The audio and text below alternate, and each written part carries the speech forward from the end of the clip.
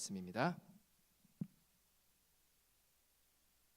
학개서 1장 1절부터 11절 말씀까지 우리 함께 교독해서 읽기 원합니다.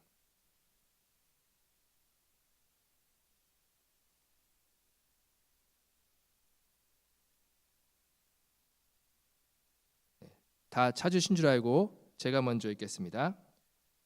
다리오 왕 2년 6월 곧 그달 초하루에 여호와의 말씀이 선지자 학개로 말미암아 스알디엘의 아들 유다 총독 스룹바벨과 여호사닥의 아들 대제사장 여호수아에게 임하니라. 가라사대 말하여 이르노라.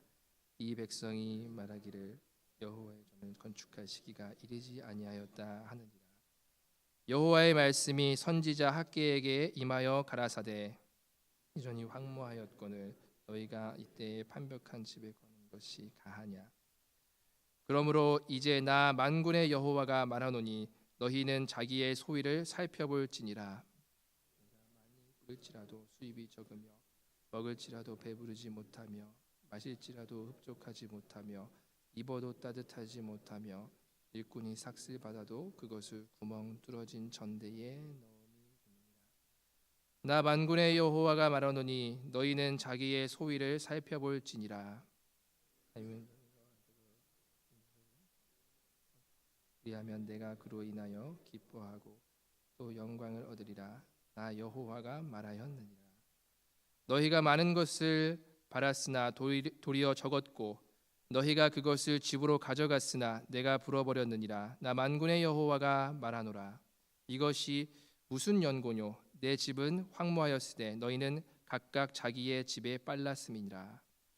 그러므로 너희 영을 인하여 하늘은 이슬을 그쳤고 땅은 산물을 그쳤으며 내가 한 죄를 불러 이 땅에 산에 곡물에 새 포도주에 기름에 땅의 모든 소산에 사람에게 육축에게 손으로 수고하는 모든 일에 임하게 하였느니라.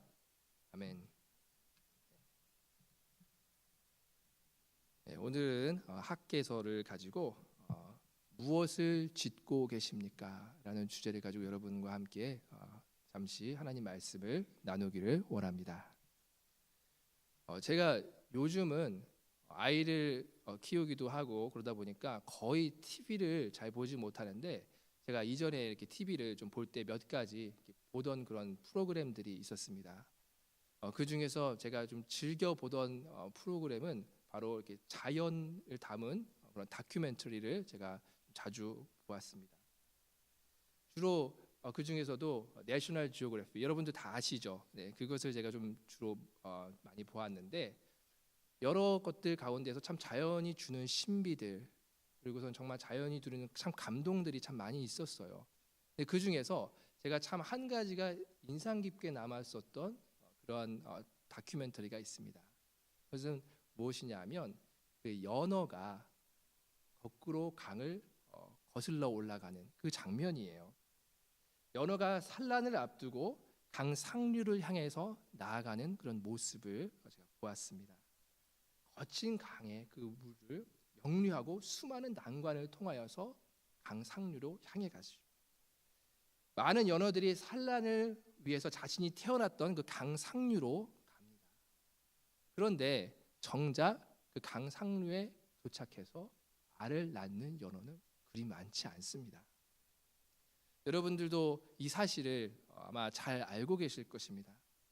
제가 이 모습을 보면서 어떤 생각이 들었냐면 이 연어가 거꾸로 강을 거슬러 올라가서 거기서 산란하는 그 모습이 마치 우리 성도들이 이 세상을 살아가면서 정말 세상과 거슬러서 하나님의 뜻을 가지고 하나님의 뜻에 합하게 살려고 몸부림치는 그런 모습과 닮지 않았는가라는 그런 생각을 제가 해보게 되었어요. 우리가 잘 알다시피 성도의 삶은 어떤 조용한 호수에서 고요한 호수에서 평안하게 살다가 그렇게 죽는 그런 삶이 아니죠. 분명히 성도의 삶은 처음부터 목적이 있고 그곳을 향하여서 나가기 위해서 우리는 몸부림을 칩니다. 존 버년의 우리가 철로 역정을 우리가 봐도 너무나도 유명한 이야기죠. 기독도가 걷는 삶을 거기 가운데 이야기를 해주고 있습니다. 그 삶이 만만치 않습니다. 그런데 우리가 그곳을 열심히 걸어갔을 때에, 그 길을 걸어갔을 때에 끝에는 하나님이 우리에게 면류관을 씌워주시는 것을 우리가 볼 수 있습니다. 이것이 우리의 삶과 마찬가지죠. 우리가 걷는 이 삶 가운데에는 정말 연어가 거꾸로 강을 거슬러 올라가는 것처럼 참 어려운 난관들도 많이 있고 정말 넘어질 때도 많이 있습니다. 하지만 분명한 것은 연어가 상류에 가야지 산란을 할 수 있는 것처럼 우리도 반드시 가야 할 목적지가 있다는 것입니다. 분명한 목표가 우리 삶 가운데에 있다는 것입니다. 오늘 학계가 이 말씀을 통하여서 바로 이 사실을 우리에게 이야기를 해줍니다. 학계는 성도가 이 땅에서 끝까지 믿음의 싸움을 싸울 수 있도록 하기 위해서 반드시 필요한 것이 있는데 그 필요한 것이 무엇인지, 그리고 우리가 세상과 다르게 무엇부터 우리가 잡으면서 나가야 하는지에 대해서 보여주는 선지자입니다. 학계에서는 우리가 보면 오래전에 이야기를 하고 있고 어떤 특수한 상황 가운데 특수한 메시지를 이렇게 전해줍니다. 그래서 이것이 우리와 무슨 상관이 있는가라고 생각할 수 있지만 이곳 가운데에서 우리에게 전해주는 영적인 메시지가 분명하게 있습니다. 이 말씀을 통해서 현대를 살아가는 우리 성도들에게 우선순위를 어디에 두면서 살아야 하는가, 우리가 본질을 붙잡으면서 살아가고 있는가라는 것을 다시 한 번 더 일깨워주는 그러한 메시지입니다. 또한 이것은 학계 선지자는 이스라엘로 하여금 바로 영적 침체에 있는 너희들을 한번 돌아보면서 하나님 앞에 너의 영성을 회복해라 라는 그런 메시지를 동시에 전해주기도 합니다. 먼저 학계와 이스라엘이 처한 상황이 그렇다면 어떠한 상황인가라는 것을 한번 살펴보면서 우리 같이 말씀을 나누기를 원합니다. 본문을 보면은 이스라엘 사람들은 바벨론 포로에서 70년을 시간을 보냅니다. 그리고서는 그 70년이라는 포로 생활을 마치고 돌아온 사람들입니다. 70년이라는 세월은 아주 긴 시간이죠. 이 이스라엘 사람들은 바벨론에 정착을 했고 바벨론화가 이미 되어갔습니다. 삶의 터전을 그곳에 세우고 오랜 시간을 보냈기 때문에 이들의 문화와 생활 습관과 가치관이 점점 바벨론화가 되어갔다는 것입니다. 아이들과 손자를 다 바벨론에서 낳았습니다. 그런데 어느 날 바벨론의 왕 고레스가 갑자기 포로로 온 이스라엘 백성들에게 이야기를 합니다. 너희는 이제 돌아가도 좋다. 너희는 이스라엘로 돌아가서 성전을 건축하라 라고 그렇게 허락을 해준 것입니다.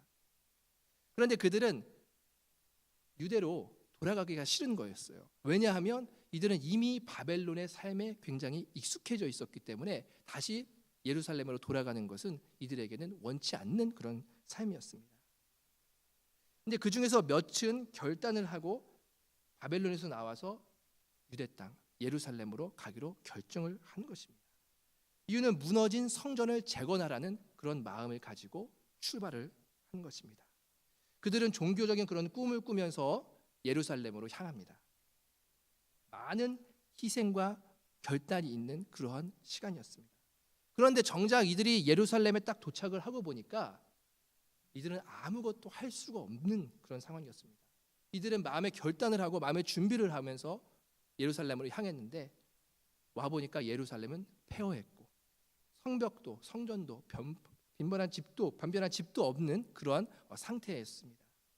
사방의 민족들이 얼마 안 되는 유대인들을 적대시했습니다. 그런 와중에서 이들은 하나님의 임재의 상징인 바로 하나님의 전을 건축하기를 재건하기를 시작했습니다. 그런데 이 일이 마음과 같이 잘 풀리지가 않습니다. 주변의 작은 나라들이 이스라엘 성전을 건축하는 이 모습을 견지해서 거짓된 통보를 황제한테 올립니다. 당시 바뀐 아닥사스 왕은 이 보고서를 신뢰해서 성전 건축을 중단시킵니다. 그래서 이스라엘이 성전 건축하는 것을 재건하는 것이 취소가 됩니다. 그리고 15년이 흘렀습니다. 그들에게 성전 건축하는 그런 일은 이미 어느덧 옛날 이야기가 되어버렸습니다. 그러면서 삶을 꾸려나가는 것도 바쁘게 아주 자기의 삶에 치여서 그렇게 살아가고 있는 그 모습이었습니다. 그런데 그 중에서 가끔씩 한 사람이 나타나서 이런 얘기합니다. 우리가 여기 온 목적이 무엇이냐라는 것이죠. 일깨워 주는 것이죠. 우리가 성전을 재건하러 오지 않았는가? 그러면서 분명한 목적을 다시 한 번 더 이야기를 합니다. 그런데 이스라엘의 반응은 바로 어떻죠? 우리가 정말 그렇지 성전을 다시 재건해야지 하는 그런 반응이 아니라 우리는 아직 때가 이르지 않았다라고 그렇게 이야기를 하는 것입니다. 성전을 짓지 않겠다, 성전을 재건하지 않겠다 이렇게 이야기하는 것이 아닙니다. 성전을 재건하기는 할 것인데 아직 때가 아니라는 것입니다. 성전 건축을 금지했던 아닥사스다 왕도 아직 살아있고 주변국들의 위세가 등등하다는 것입니다. 여러 가지 이유를 댑니다. 그리고 우리 성전을 지을 만큼 아직 우리의 삶의 기반도 잡히지 않았다라고 그렇게 이야기를 합니다. 이스라엘은 어떻게 보면 최선을 다한 것 같이 보입니다. 하나님의 백성이 그런데 무엇을 위해 지어졌는지를 알고 이들의 존재 이유를 안다면 그것을 지키지 못하는 그들의 모습을 하나님께서는 정확하게 보신 것입니다. 이들이 말하는 이유들 너무나도 타당한 것 같습니다. 하지만 하나님이 보시는 관점은 이들은 본질을 놓친 그런 삶을 살고 있었기 때문에 하나님의 마음에 합당하지 않았었던 것입니다. 이들은 자신이 무엇을 위해서 지금 유대 땅으로 예루살렘으로 다시 왔는지 잃어가고 있는 것입니다. 그 목적을 상실하면서 있는 모습을 볼 수 있습니다. 이 모습이 학개 선지자가 예언했던 특수한 상황 가운데에서 특수한 것을 예언했던 그런 모습을 우리가 볼 수 있지만 이 모습을 보면서 우리는 우리의 모습을 볼 수 있습니다. 성경에서는 곳곳에서 바벨론을 이야기를 할 때에 세상을 상징을 합니다. 우리 역시 세상 가운데에서 있었던 사람입니다. 바로 바벨론에 거하면서 세상의 가치관에 따라서 살았던 그 모습이 바로 저와 여러분들의 모습입니다. 그렇다가 하나님의 은혜로서 우리가 예루살렘, 바로 하나님의 임재가 있는 곳, 우리가 정말 새로운 삶이 우리에게 허락되었죠. 그래서 그 삶을 우리가 붙잡고서는 나아가려고 하는데 만만치가 않습니다. 세상은 가만히 놔두지 않습니다. 바로 주변국들이 지금 이스라엘 백성들을 향해서 공격하는 것과 같이 우리도 세상에서 하나님의 말씀을 붙잡고서는 살아가려고 할 때에 많은 것들이 우리를 공격합니다. 그래서 정말 많이 우리를 바쁘게도 만들고 또한 우리에게 여러 가지 일들을 주어서 우리가 본질을 온전히 따르면서 살아가지 못하도록 그렇게 만듭니다. 그러다 보면 어느새 우리가 하나님 앞에서 어떤 존재로 살아가야 하는지, 마치 이스라엘 백성이 이 예루살렘에 와서 성전 건축, 무너진 전을 다시 한번 재건하는 그 사명을 갖고 왔음에도 불구하고 그것을 하지 못하고 자신이 삶에 바빠서 그것을 뒤로 하고 있는 그 모습을 하는 것처럼 우리의 삶도 역시 우리의 삶에 매몰되어서 바쁨 속에서 하나님을 바라보지 못하고 성도로서의 우리의 본분을 다하지 못하고 살아갈 때가 굉장히 많다는 것입니다. 그렇게 영적인 침체에 빠져 있는 이 시대의 우리를 향해서 하나님은 이 학개서 선지서를 통하여서 우리에게 말씀하시는 것입니다. 너의 삶을 한번 돌아보라. 너가 성도로서 살아야 하는 삶이 무엇이냐? 그렇게 하나님께서는 우리에게 도전하고 계시는 것입니다. 너희는 너희 삶 가운데에서 무엇을 짓기에 열심을 내느냐라고 하나님께서는 말씀하고 계시는 것입니다. 성도의 삶의 목적이 무엇입니까? 우리가 너무나도 잘 압니다. 우리가 많이들 고백하지만 성도의 목적은 무엇이죠? 하나님 앞에 예배하는 것, 하나님을 영화롭게 하는 것이 우리가 이 땅에 있는 목적이라는 것, 우리 너무나도 잘 알고 있습니다. 그런데 우리가 그것을 이 땅에서 실행하면서 살아가지 못하는 그런 모습이 너무나도 많다는 것입니다. 우리는 이 땅에서 하늘나라를 경험하며 살도록 하나님께서 그것을 우리 가운데 원하십니다. 우리는 어디에 소망을 두면서 살아가느냐 할 때에 이 땅에서 우리에게 주어지는 것이 아니라 바로 하늘의 소망을 두어가는 존재로서 하나님께서는 우리를 지으셨고 그것이 하나님께서 우리에게 요구하시는 삶이라는 것입니다. 여기서 성전을 짓는다는 것은 건축한다, 우리가 어떤 건물을 짓는다라는 그런 의미만을 이야기를 하는 것이 아닙니다. 이것은 바로 하나님의 임재가 있는 장소로서, 성전은 하나님의 임재가 있는 장소로서 하나님을 의식하고 하나님을 붙들며 사는 그 삶을 이야기를 하는 것입니다. 그래서 너희는 지금 하나님을 붙들고 하나님을 의식하면서 사는 그 삶도 놓쳤다는 것입니다. 너희가 실질적으로 보이는 하나님의 성전을 건축하는 것만 놓치는 것이 아니라 너희는 바로 하나님을 붙드는, 하나님을 의지하는 삶을 동시에 놓치고 있다는 것을 분명하게 이야기를 해주는 것입니다. 그러면서 하나님께서는 우리에게 말씀하십니다. 성도는 이 세상에서 좋은 집, 좋은 차, 좋은 환경을 누리면서 그것을 목적으로 삼고 사는 존재가 아니라는 것을 분명하게 말씀하시는 것입니다. 신자는 세상에서 높아지거나 인정받거나 하는 것을 세상 사람들과 똑같이 그것을 목표로 삼고 그것을 향해서 달려가는 존재가 아니라는 것을 분명하게 말씀하시는 것입니다. 우리가 알 것은 바로 이 땅에서의 이 집이 내 집이 아니라는 것을 우리가 분명하게 알면서 하나님께서 나에게 허락하신 시간 동안 내가 하나님과 친밀한 관계를 맺으며 하나님께서 원하시는 그 삶을 쫓아서 제자된 삶을 살아가기를 하나님께서는 원하신다는 것입니다. 그래서 성도는 우리가 살기 위해서 예배하는 자들이 아니라 예배하기 위해서 사는 자들인 것을 우리가 기억할 수 있기를 바랍니다. 그래서 우리는 왜 우리가 예배하기 위해서 사는 자들인가 했을 때는 하나님께서 우리를 지으신 목적이 그렇기 때문에라는 것입니다. 왜 성도는 하나님과 친해지는 것이 바로 삶의 목적인가? 하나님께서 우리를 그렇게 지으셨기 때문에 그렇게 우리는 따라가는 것이 우리가 성도로서 마땅한 삶이라는 것입니다. 여러분 한번 상상해 보세요. 자동차가 만들어질 때는 분명한 목적이 있습니다. 자동차가 최신식이건 자동차가 옛날에 만들어졌건 그것과 관계가 없이 자동차가 만들어진 분명한 목적은 달리기 위해서입니다. 그렇죠. 만약에 자동차가 아무리 화려하고 멋져도 만약에 달리지 못한다면 그 자동차는 목적을 상실한 자동차입니다. 하나의 그냥 전시용품으로밖에 그 참된 가치를 인정받으면서 그 자동차가 존재할 수가 없다는 것입니다. 아까 제가 말씀드렸던 것처럼 오래되었던 바로 최신식이건 그것과는 상관이 없다는 것입니다. 바로 그 자동차가 만들어진 목적에 따라서 제 기능을 하느냐 하지 않느냐가 중요하다는 것입니다. 바로 마찬가지로 우리 또한 하나님께서 만드신 목적이 분명히 있다는 것입니다. 우리의 겉모습이 얼마나 화려하느냐, 너희가 무엇을 가지고 있느냐, 지금 무엇을 하고 있느냐, 그것이 중요한 것이 아니라 너희가 얼마나 나이가 들었고 너희가 얼마나 젊었고 너희가 얼마나 건강하고 건강하지 않고 이것이 중요한 것이 아니라 내가 너희에게 분부한 그 목적을 다하면서 그것을 잃지 않으면서 이 땅 가운데서 살아가느냐라는 그 관점으로 하나님께서는 말씀하시는 것입니다. 하나님은 이런 본질과 방향을 잃어버린 이스라엘을 가차없이 평가를 하십니다. 이 성벽이 황폐하였거늘 너희가 이때에 판벽한 집에 거주하는 것이 옳으냐라고 하나님께서는 말씀하고 계시는 것입니다.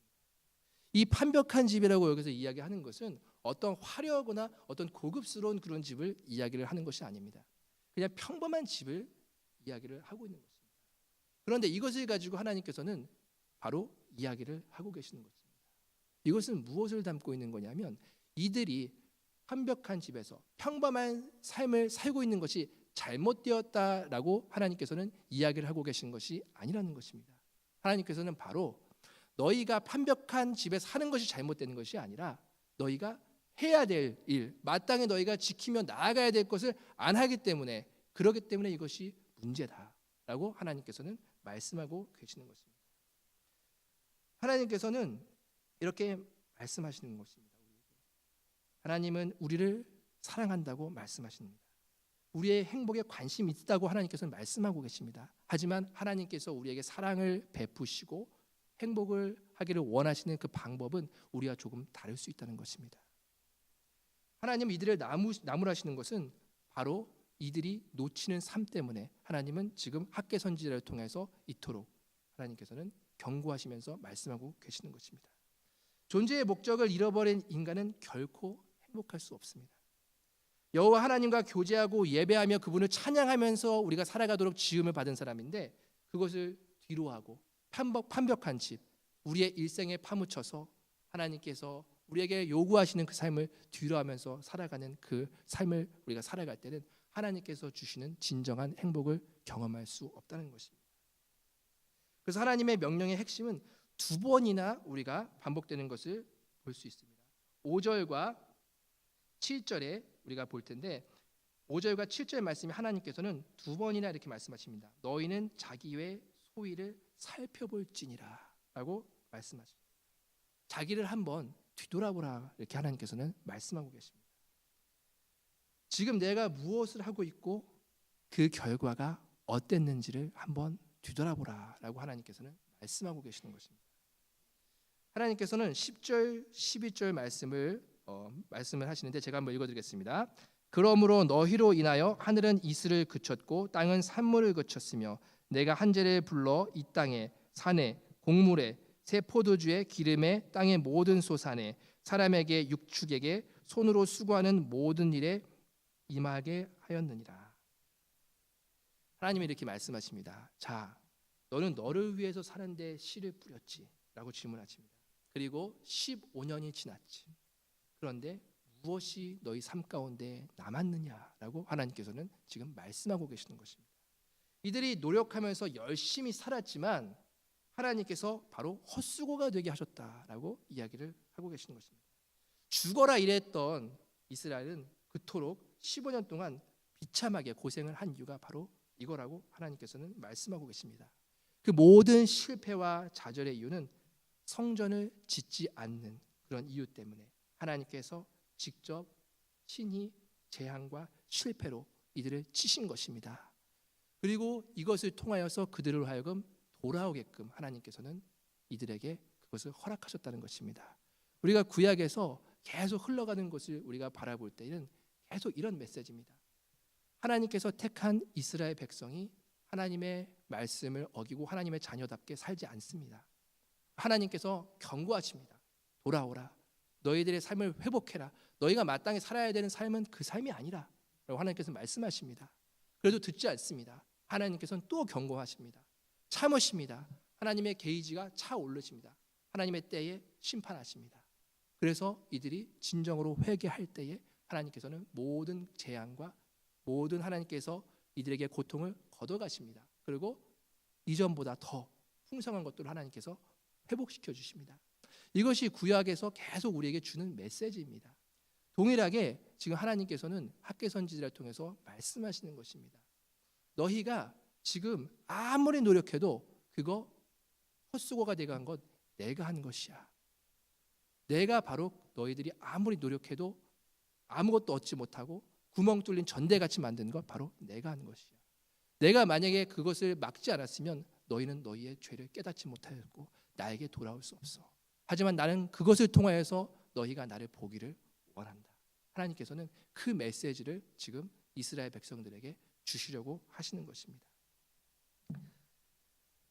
이런 이유를 가지고 하나님께서 이스라엘 백성들에게 나아가는데 이것은 우리가 바라볼 때에 저도 구약 성경을 보면서 와 정말 하나님 너무하신다라는 생각을 할 때도 있습니다. 하지만 그 채찍 앞에는 그 고통을 주시는 것 앞에는 하나님의 깊은 사랑이 그 가운데에 바로 흐르고 있다는 것입니다. 그래서 그분은 자기 백성이 진정한 삶을 살기를 정말 하나님께서 원하시는 그 행복의 삶을 하나님과의 관계 가운데서 회복하기를 원하시는 것입니다. 그래서 그것을 위해서 하나님께서는 그것이 우선순위이기 때문에 어떤 방법을 동원해서라도 그렇게 돌려내시는 것입니다. 이것이 바로 진짜 사랑입니다. 하나님은 학력, 직업, 배우자, 자녀 이것들이 우리의 삶에 중요하고 필요도 합니다. 하지만 하나님의 보시기에는 이것이 가장 중요한 것은 아니다라는 것입니다. 우리가 욥의 생애를 우리가 한번 보게 되면 욥의 생애는 하나님께서 많은 것들을 다 가져가는 것을 허락하셨습니다. 그때 욥이 이런 이야기를 하죠. 주시니도 여호와시고 거두시니도 여호와시니 하나님을 찬양합니다. 이렇게 고백을 합니다.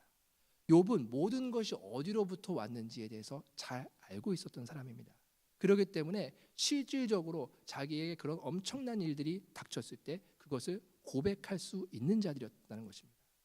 이것을 바로 하나님께서는 우리 삶 가운데 원하십니다. 이것은 단 한순간에 만들어지는 것이 아닙니다. 우리 삶 가운데에서 모든 것이 어디로부터 왔는지 깨닫기 위해서는 바로 하나님께서 이런 연단의 과정을 우리에게 필요에 따라서 허락하신다는 것입니다. 이것이 때로는 우리에게 아픔으로 다가올 수 있지만 하나님은 이것을 통하여서 바로 너의 모든 삶을 주관하는 자는 나야.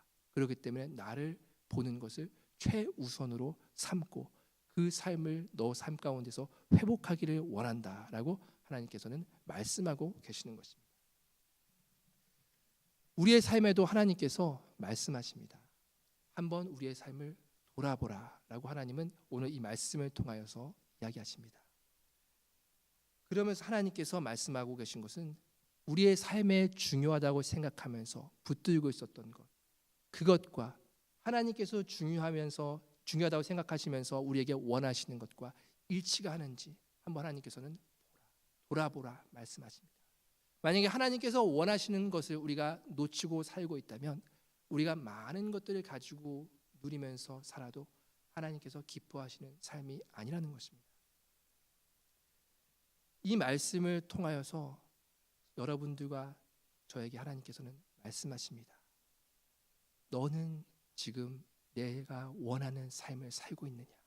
너는 내가 너를 만든 그 목적을 따라서 살아가고 있느냐? 하나님께서 말씀하십니다. 그 말씀이 우리 마음 깊이 들어와서 한번 우리 삶을 돌아보며 하나님께서 정말 원하시는 삶으로 회복되어서 우리가 창조의 목적을 우리 삶 가운데서 온전히 다하면서 살아가는 저와 여러분들 되시기를 주님의 이름으로 축원합니다. 하나님 아버지 감사드립니다.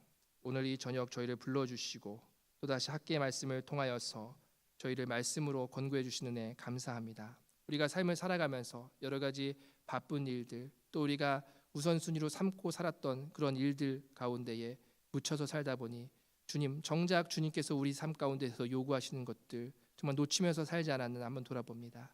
주님 그런 삶이라면 주님께서 우리 삶이 회복될 수 있도록 우리 안에서 역사하여 주시옵소서.